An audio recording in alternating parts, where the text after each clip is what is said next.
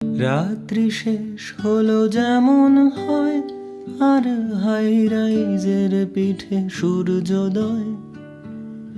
আমিও বেরোলাম ঘর ছেড়ে, আর অভিমানী পিছুটান মুখ লুকায়।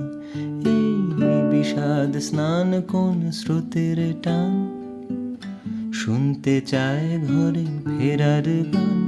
গান হারিয়ে যায়, লিখি মেঘের গায়, তাকে ফেলে এসেছি আমি কলকাতায়।